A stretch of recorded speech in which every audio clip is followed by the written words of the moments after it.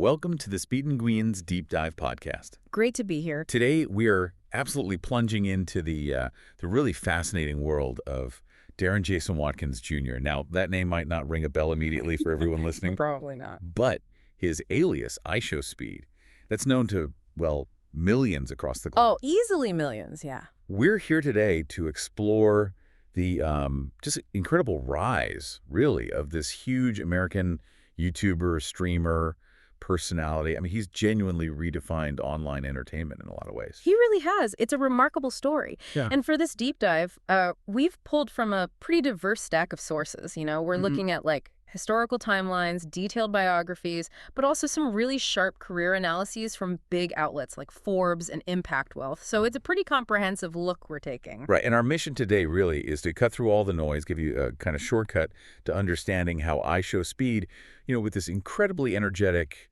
often, let's be honest, over-the-top personality. Definitely over the top. How he transformed from just a passionate gamer into this global phenomenon, a cultural ambassador even, and a digital mogul. We want to really uncover the unique bits of his journey and his, frankly, immense impact.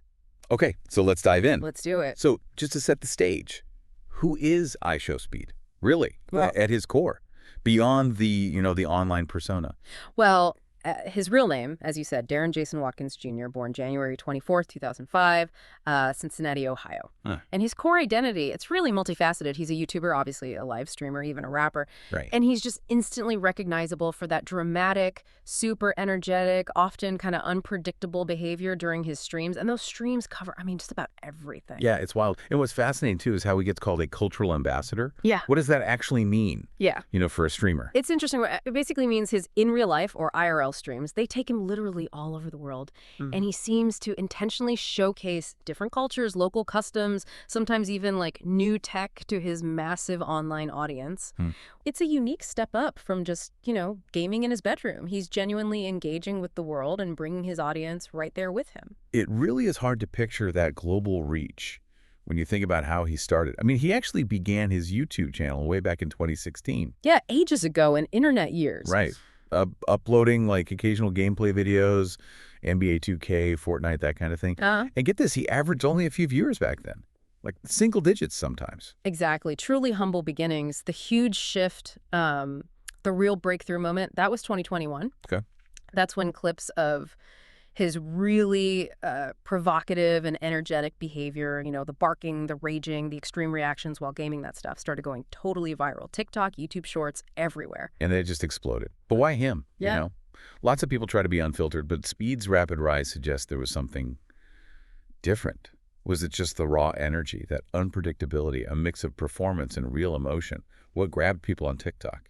I think it was a combination. His reactions felt unmanufactured, almost childlike in how intense they were, which was, you know, both shocking and really entertaining. Yeah. Plus, his content was just perfect for short, viral clips, like tailor-made for the TikTok algorithm. And the numbers, well, they speak for themselves. He hits 100,000 subs in April 2021. And then just 2 months later, June 2021, boom, 1 million subscribers. Incredible speed. And that same year, August 2021, he drops his first single, Duty Booty. Right, duty booty. Which also took off pretty quickly on YouTube and TikTok. But this early success wasn't all smooth sailing, was it? No, not at all. Controversy became like a running theme pretty quickly. In December 2021, he got that Twitch ban, a big one, for sexual coercion or intimidation during an e-dating stream. Right, I remember that. And that incident really kind of set the stage, highlighted the challenges and the sort of ethical tightropes he'd end up walking pretty often in his career. Okay, so let's move into 2022, 2023. This is where things get really interesting. His popularity just skyrockets, but so do the controversies, right? Exactly. Like his music career kept going. He released Ronaldo, Siri, in June 2022. Everyone knows how obsessed he is with Cristiano Ronaldo. Oh, yeah, completely. And then in November 2022, he drops World Cup under Warner Records, you know, for the FIFA World Cup. Yeah. And that song actually charted internationally. Wow. But yeah, the controversies kept pace. April 2022, he gets a permanent ban from Valorant. And not just Valorant, all Riot Games titles. Why was that? It was over to sexist comment he made during a live stream. Now, he did apologize later, said he'd been getting racist comments himself that day, which, you know, context matters, but the ban stuck. Right. It really shows that tightrope creators walk, you know? platform rules, heated moments, crossing lines.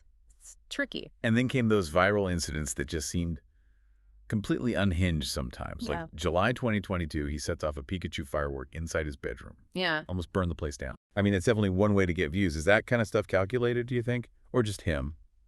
It feels like mostly him, honestly. Maybe a bit of both, but leaning towards genuine personality. You just can't really script moments like that. True. And then later that same month, July 2022, he gets a YouTube community guidelines strike, a 1-week ban. That was after a controversial Minecraft mod stream where some explicit stuff was accidentally shown. Oh, right. It seems like his raw, unedited style, while people love it, it often pushes him right up against those platform rules. And then real-world drama started spilling over, too. August 2022, he got swatted during a stream. Yeah, that's terrifying. For anyone listening who doesn't know, Yeah. that's when someone makes a fake emergency call to get police sent to a streamer's house. Super dangerous, illegal prank. He was actually handcuffed by police live on stream. Claimed later he was jailed, and Aiden Ross had to bail him out. It's a shocking thing that happens way too often to big streamers, and beyond just the danger to them, it forces them to deal with very real-world consequences of their online fame. Yeah. But even with all that, he kept pushing into other areas. September 2022, he's in the Sidemen charity match, had that viral moment where he whipped the ref with his shirt after a goal was disallowed. Uh-huh. Yeah, I saw that clip everywhere. But then, contrast that. November 2022, Sky Sports drops him, pulled him from programming because of past misogynistic comments that resurfaced. Right. Shows that traditional media sometimes has a longer memory, or maybe different standards, or slower to forgive, perhaps. Definitely. And his business dealings also got him into hot water.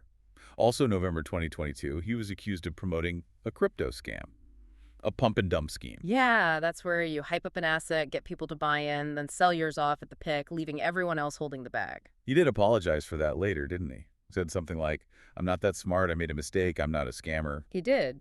But it really sparked conversations about, the responsibility creators have when they're promoting financial stuff, especially to a young audience. It's just remarkable, though, despite all these hits bans, controversies, his overall path kept going up. He actually won Breakout Streamer of the Year at the Streamy Awards in December 2022. Yeah, huge award. But even then, same month, during the World Cup, he faces backlash again. This time for comments towards a Chinese spectator that were seen as racist. He apologized for that, too. It's like this constant cycle, success, and then criticism. It really is. But 2023, that year saw him hit some major personal milestones, stuff that went beyond just online clicks. Like after trying for ages, he finally met his hero, Cristiano Ronaldo, in June 2023. That was huge for him. Massive moment, went super viral. And then in July, surprise guest appearance at the Rolling Loud Festival in Portugal, performed his songs. That really cemented him as more than just a streamer, Music, live performance. Definitely crossing over. And the viral moments just kept coming, almost like a signature. August 2023, the 5 Nights at Freddy's stream. Yeah. The accidental flashing incident. Oh, boy. Yeah. But YouTube actually decided not to ban him for that, citing it was accidental, which was interesting, showing maybe how platforms are evolving on accidental versus intentional content. Right. A nuanced decision there. In December 2023, he does that charity boxing sparring match against KSI. Again, just stepping into totally different arenas. Always trying something new, pushing boundaries. Okay, let's shift to 2024, 2025. This is where he really locks in that status as a global phenomenon, a digital mogul, really. He won Streamer of the Year at the 2024 Streamer Awards. Which is massive. That's the big one in the streaming world. Huge validation. And his international tours became the main thing, right? The cornerstone of his global impact. Absolutely. That Southeast Asia tour, September 2024, he passed 30 million subscribers then. But even bigger, he hit a record-breaking 1 million concurrent viewers on a single stream in Indonesia. 1 million concurrent, wow. Yeah, a first for an English-speaking streamer. That's not just views, that's connecting with enormous, diverse audiences in a way that, honestly, most traditional celebs just can't.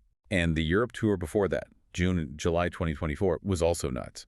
Generated something like 2.5 billion views across social media. Billions, yeah. And that tour had its own drama. He injured his leg at that crazy cheese rolling event in England. Oh yeah, Cooper's Hill. And then in Norway, he injured his ankle and got attacked, needed hospitalization. It's wild. His China and Mongolia tour in March 2025 was also interesting. Chinese state media actually praised him for promoting positive relations. Which is a stark contrast to, say, the chaos in his Hong Kong stream, where fans apparently damaged a train station, it's always that duality with him, adoration and chaos. It really highlights that double-edged sword of his kind of fame, doesn't it? Totally. And his ambition is just huge. He wants to live stream in every single country, try the food everywhere. He even wants to stream from space. It's ace, seriously. Yep, apparently wants Elon Musk to help him make it happen. It just shows this relentless, boundary-pushing approach he has. And his athletic stuff, the collaborations, they've become a massive part of his brand, too. Blurring lines between internet star and, like, actual sports figures. Definitely. Participating in those Match for Hope charity soccer games in Qatar, 2 years running, famously slide-tackling Kaka. Yeah. And showing up at WWE events, getting RKO'd by Randy Orton at WrestleMania XL. Right. And then being the youngest non-WWE signed entrant ever at the Royal Rumble in Feb 2025. What does that tell you about celebrity now? Yeah, what does it tell us? I think it shows that influence isn't siloed anymore. A digital creator, just because they have this massive, engaged audience, they can step into arenas that used to be only for elite athletes or actors. And they genuinely make waves there. Creates huge crossover buzz. For everyone involved, yeah. His brand, the events themselves. He even raced Noah Lyles, the Olympic gold medalist sprinter, in a 50-meter race Mr. Beast set up. And apparently came close to victory, which is wild in itself. But then, back to the controversy. August 2024, that live stream stunt jumping over 2 speeding luxury cars in Miami. Right. That got the stream deleted and earned him a 2-week YouTube ban, violating terms of service. So it seems like that unpredictable edge constantly bumps up against the rules. It does. It's this ongoing negotiation, isn't it? Pushing boundaries for content versus staying within the safety and conduct rules of the platforms he relies on. And on the business side, he's still diversifying. Release an EP, Trip to Brazil, in March 2024. Expanding musically. Appointed president of the U.S. version of Baller League in November 2024. Appeared on CBS Sports Galazzo's Champions League coverage. These aren't small things. No, these are serious ventures. Shows he's thinking bigger picture. And the money. I mean, it's just staggering.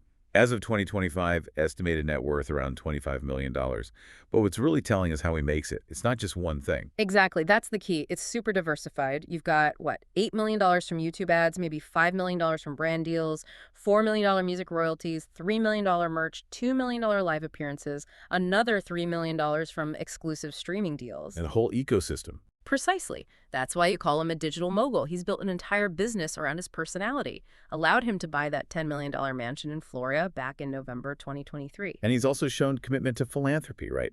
Donated $50K to the Palestine Relief Fund in June 2024, another $50K for the Turkey and Syria earthquake victims in 2023. Yeah, which adds another dimension to his public image, using his platform for causes. So managing these massive crowds on tours, that became a real challenge. But his whole unscripted authenticity, that improvising style, even when random stuff happens, that's what fans connect with, isn't it? It absolutely is. And what's really interesting, I think, is that now, in an age where everything's getting so curated and AI is emerging, Speed thrives on the chaos, the raw, unedited moments. What does his success tell us about what audiences maybe crave now? Is it that direct, unpolished connection that feels almost rebellious? That's a really good point. He believes live streaming offers this unparalleled connection, especially compared to other content, particularly with AI looming. His future plans keep going higher, hinting at businesses way beyond streaming. But ultimately, he says he wants to keep making people happy and laugh. Seems to be his core motivation underneath it all. So, wrapping this up. Yeah. What does it all mean? IShowSpeed's journey, from this passionate gamer in Ohio to a global digital star, multimillionaire.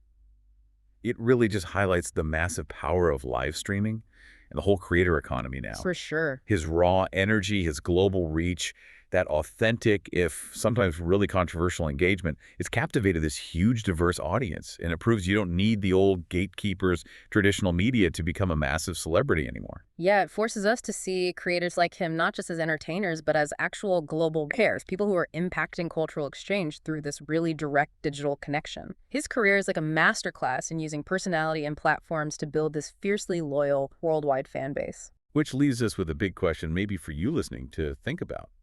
What does IShowSpeed's whole career arc really reveal about how media, celebrity, and even global culture are changing? How might these digital platforms keep reshaping what we think of as entertainment and influence? Especially as authenticity seems to become even more valuable when you compare it to, say, AI-generated stuff. Yeah, something to definitely chew on. The landscape is shifting so fast. Absolutely. Well, that's our deep dive for today. See you again in the next episode of this podcast.